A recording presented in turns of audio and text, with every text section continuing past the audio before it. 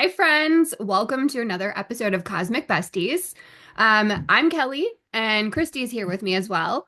And we're your go-to space for deep, soulful conversations that should feel like hanging out with your best girlfriends.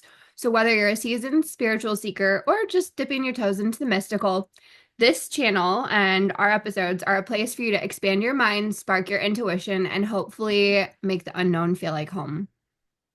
Today's episode is going to bridge the gap a little bit on some of our past topics. But before we do that, today is March 1st. And so we wanted to do a little bit of a March energy reading for you. So, Cristy, tell us what we've got in store for March. Okay, so when I channel this message for people who would be watching this episode and joining us today, what I kept seeing were the words restructure, rebuild, vision in that order specifically. And then what I was seeing was almost like these popsicle sticks. And I'm like, okay, where are we going with this? And it reminded me, I don't know if you remember as a little kid, like if you went to was it like Cracker Barrel or like a craft fair, and they had those toys that were like made of wood that had ribbons connecting them, and they would be like Ah, the Jacob's Ladder toy. is that what it is? Yeah, that's So, okay. So that's like what I was seeing. And but it was like not instead of it being like a square or like a I guess like a ladder, what it was these popsicle sticks were forming a house as it was moving forward or moving down. huh. So the feeling that I got when I saw this and I heard like the restructure, rebuild, and vision was that March is going to be a big time where people are kind of going inward. And it's a good time to really look at your foundation and not like the foundation of your home, but like the foundation of the life that you're creating. So a lot of soul work, a lot of kind of going inward and trying to figure out what is your vision for your life. So to me, it feels as though, like, as I kept seeing it like a seesaw as well. So I almost feel as though some people feel a little off balanced, like they're trying to like maybe balance work and family or money and play, whatever it is, it feels like things are off balanced. And what I kept hearing was instead of trying to balance it all, what you really need to be doing is recentering yourself. So going inward, really getting clear on the vision that you have for yourself. And that vision comes through the values that you are placing on your life. So what is important to you? Really kind of going inward and like restructuring that vision.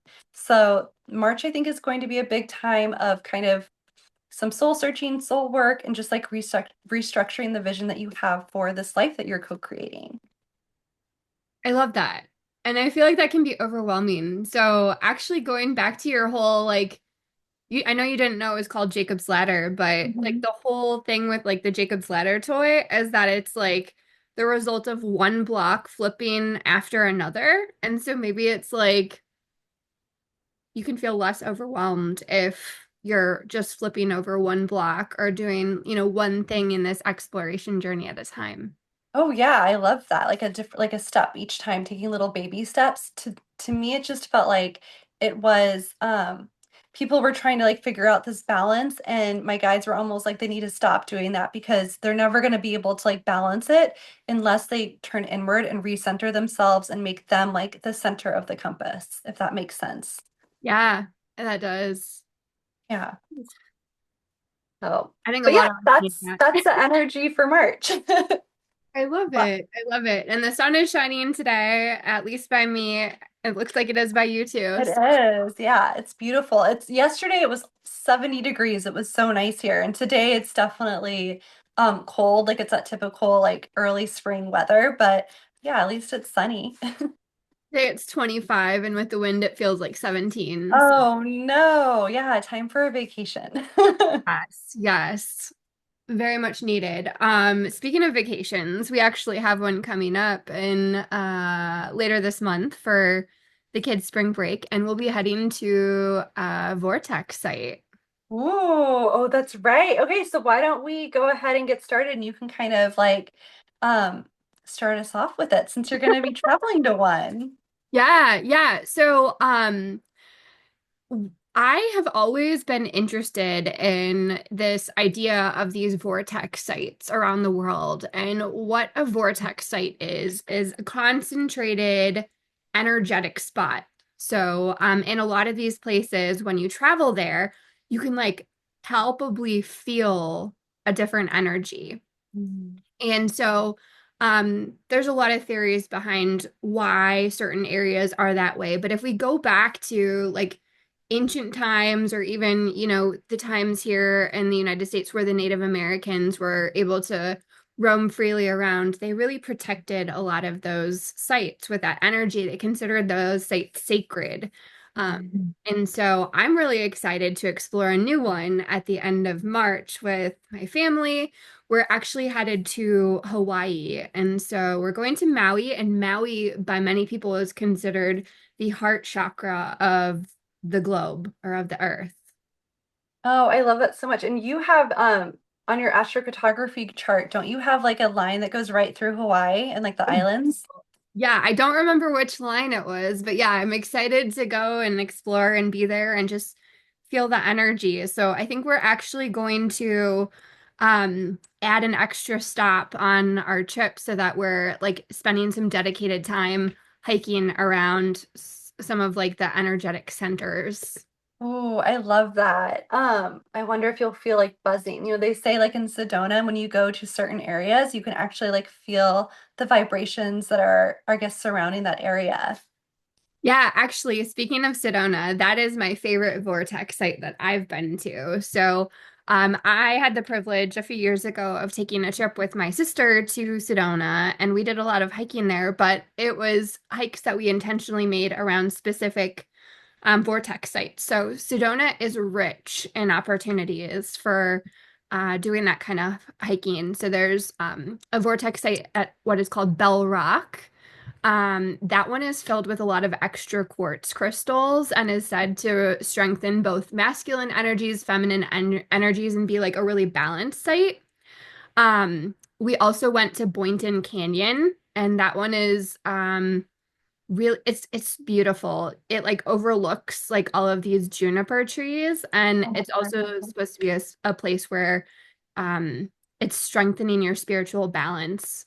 We went to Cathedral Rock, which is supposed to be the most powerful of the vortex sites in Sedona, and that one really embodies feminine energy.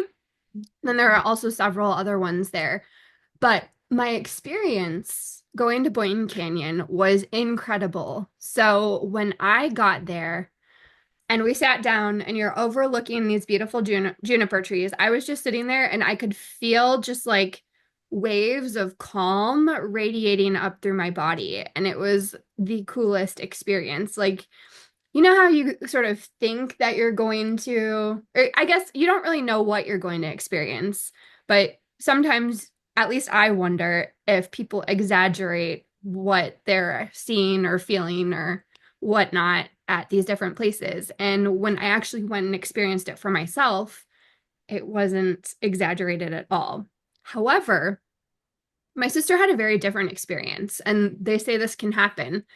So when you're there and you're aligning with sort of the energy of this space, it can bring up a whole bunch of um, emotions, right? It can serve as a catalyst for things that may have been like deep down, some of that shadow work that you hadn't done. And so while I felt really calm, later that evening, my sister just got bombarded with these waves of emotions Mhm. and it just started coming out and it couldn't stop for her. Yeah, I wonder if she has like on her astrocartography map, if she has like a Chiron that goes through there, because that's the wounded healer. Yeah. Um, But also, like you mentioned, that one area that had all the quartz, to Mhm. me, like quartz I have around my house, like in every single room. I do like sacred geometry. And I use quartz because it's supposed to be clearing negative energy and like just kind of neutralizing the energy and raising the vibration. So I wonder if she's really sensitive to that and like almost felt like she was like clearing these emotions and these old wounds from not only this life, but maybe even past lives. And that's why it affected her so much. Yeah, it could be. It's also hard to say because we we weren't super intentional with what order we went to the different vortex sites in too. Mhm. So I think like if I were to go back, I might map that out a little bit differently too, so that maybe I go to one spot earlier where it stirs things up and then go to another spot a little bit later where it sort of calms you down or something. Yeah, or maybe even like next time or if people are thinking about going there, like if you um know that there's like some of that soul work that you're wanting to do, if you're going specifically to Sedona to kind of find that healing, maybe exactly that. Plan your visit where maybe in the beginning you do some of those more like intense vortexes, and then the next day you like go to the spa or you find like a hot springs and you just Yeah. allow yourself to like be a little bit more gentle with yourself so that your body isn't so overwhelmed with all this energy. I know like when I do Reiki, sometimes on my clients, certain ones will tell me at the end of the day that like they have a headache or it's almost like this detox effect. And I'm like, yeah, that makes sense because you're shooting a lot of energy into you and it's clearing out all of this like old debris. Yeah. So it's normal to like kind of feel maybe a little bit off balance at first, or maybe even feel sick to your stomach sometimes. So I like that idea of what you said of like finding like that kind of balance of maybe like going someplace that's really healing, doing the work, and then the next day like resting and just finding ways to just kind of be a little bit softer with yourself and more gentle. Yeah. I know you've been to some vortex sites too. The last one I'll mention before like we talk about some of your adventures. Um, the last one that was really important to me was going to Machu Picchu. So, Machu Picchu is located in just outside of Cusco, Peru. And so back 10 or 11 years ago at this point, we were able to go and we didn't do the super long hike up there. We took the little train, but I remember walking through the ruins and being there and just feeling home. And so Oh, for I love me, that. that was like I knew that like at some point I probably had a past life there. Yeah, I think you totally probably did. And that's definitely on my bucket list. I will go there someday and I want to hike it and just experience it all. Um, that's cool. I totally think you had a past life there. I could see it. Like I can see you already. Yeah, yeah, it was just the most calming feeling. I really enjoyed being there. And I've always been drawn to Central and South America, as you know, but it was definitely validating and that was that was before I was even realizing that it was a vortex site, right? Like we also got married in Costa Rica right next to some vortex sites and I didn't even realize it was a vortex site. So it's interesting to see how we almost unconsciously are drawn to these different places. And like we said in our last episode, it was like when I go back and look at my astrocartography, it makes perfect sense. I have lines through Peru, I have lines through Costa Rica. So it all lines up. Yeah, I almost wonder too if there's some connection between like the past lives and like your ancestral lineage that Mm. also has to do with those areas that you feel just like naturally drawn to. If almost as if like the energy in those areas are amplified for some people because your soul is drawn to it. So like when you were saying how I mean, I know there are people that go to vortexes and they may not experience that like vibrating or buzzing that some people experience. Maybe it's because like to them, like that energy is not what their soul needs. No, so I think there's something interesting about it. Like I have on my astrocartography, I have a line that goes through like Machu Picchu as well, which I think is really cool because when I did like the ancestry DNA, I actually have like Native American from like the Andes, like from that area. So Awesome. part of me is like, oh, I want, which I mean, I look like I'm from Ireland, but I do have like Native Colombian and like Peruvian blood apparently. And so I almost wonder if like my soul like is like, oh, I remember, like I feel like you have your ancestral lineage inside of you, like everybody does. And if like that's connecting you to those places. So maybe um, you know, Erickson is like a Norwegian or, Swedish name kind of, Yeah. or German is what I'm seeing for you. But maybe like way, way, way back, maybe you do have like some ancestral lineage like in those areas in Central or South America.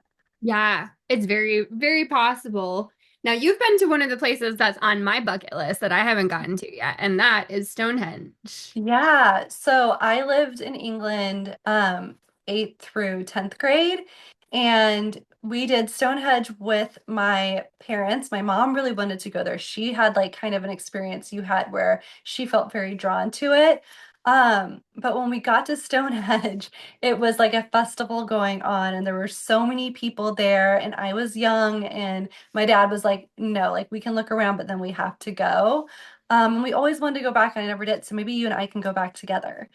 But Yeah. what's cool about Stonehenge is that, well, I mean, I feel like everybody knows. If you don't know, though, it's like this big circle of stones. But these storms are gigantic. And what's really fascinating is that they came from like a totally different place in the UK, like 150 miles away, were where these stones were said to be originated from. Like they're not indigenous, I guess, to the area of like where Dover or wherever the Stonehenge is. That's more like the White Cliffs of Dover. That's the type of rock you would see where Stonehenge is like very it's very thick and sturdy and strong and not at all like these very sandy cliffs.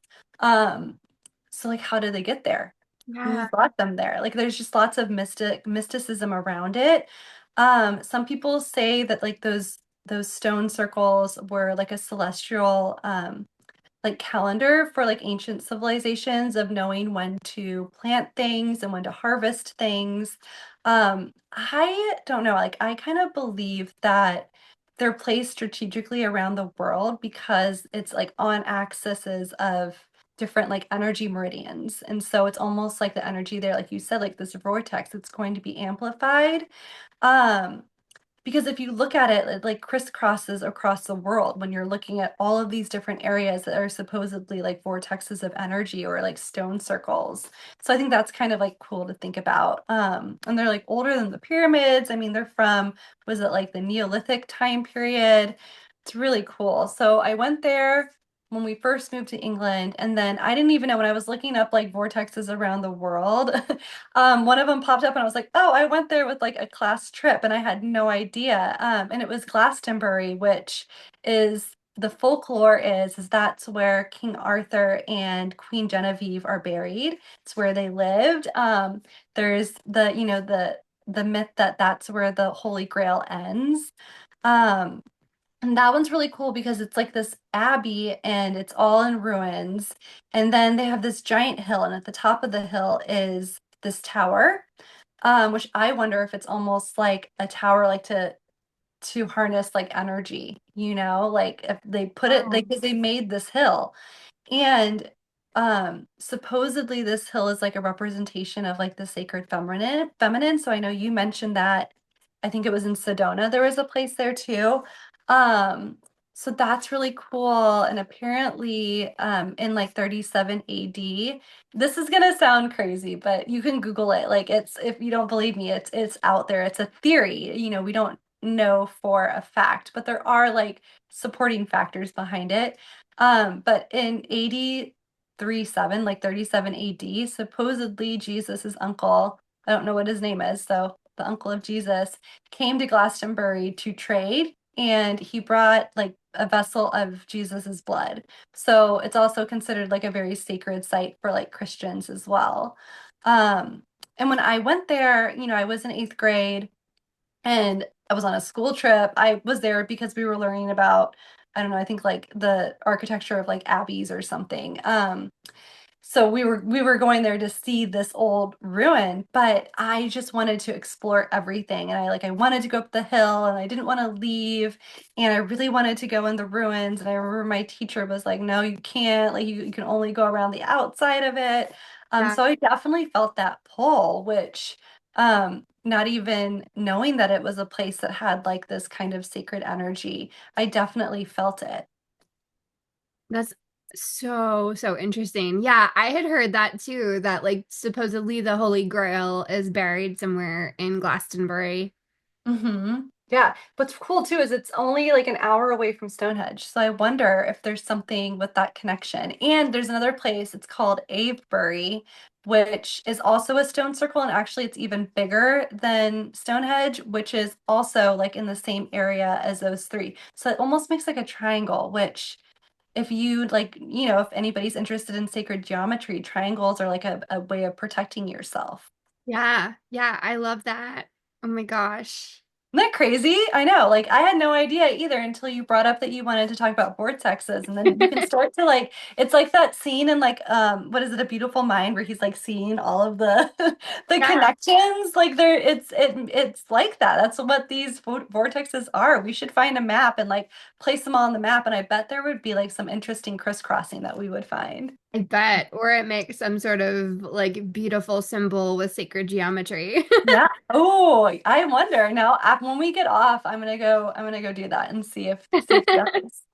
Yeah, the one of the places on my list that I think you're definitely going to need to go is to Uluru, which is there's a sacred site there in Australia, and it's referred to as Ayers Rock. But I don't know if I'm saying Uluru right, but it's been sacred to the Aborigines for like centuries and centuries, and it's like this massive like sandstone formation. And my understanding is that it looks like a rock version of like an iceberg. Now, when we went to Australia, we didn't have time to get there, so it's on my list. So if you ever Yeah. want to go, we can go Well, together. when I'm retired in Sydney, because apparently that's where I'm supposed to retire, I will go with you. But I heard a story. So do you remember when, I don't even know when it was, like maybe the early 2000s, Nicole Kidman and Hugh Jackman did that movie like called Australia. Okay, yeah.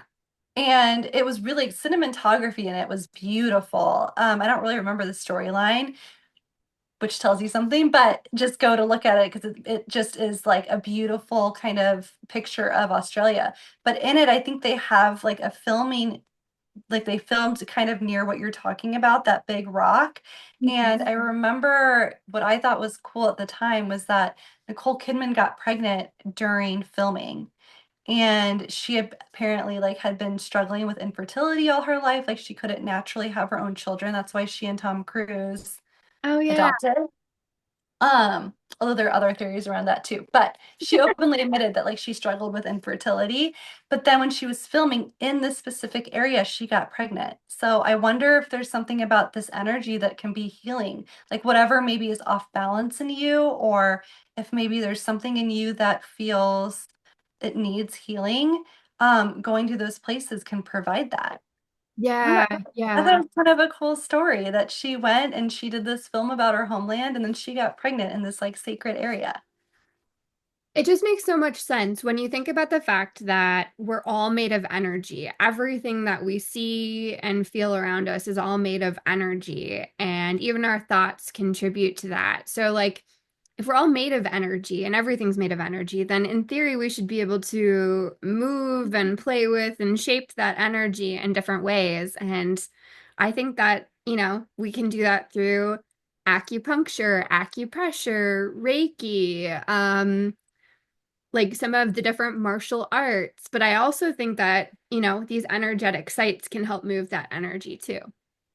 I mean, I'm a believer, but I believe in a lot of different things, but 100% I believe that that can be possible. And it makes sense to you. You're right. You're 99.9% made of energy. So why wouldn't it affect you? Yeah. So Um, cool. the last place that is an energetic site that I've technically kind of been to, was Table Mountain in South Africa. So we went to Cape Town, but of all times, the one time we went, they had Table Mountain fully shut down because they were redoing all of the infrastructure. So you couldn't hike, you couldn't bike, you couldn't take the cable car, everything was closed.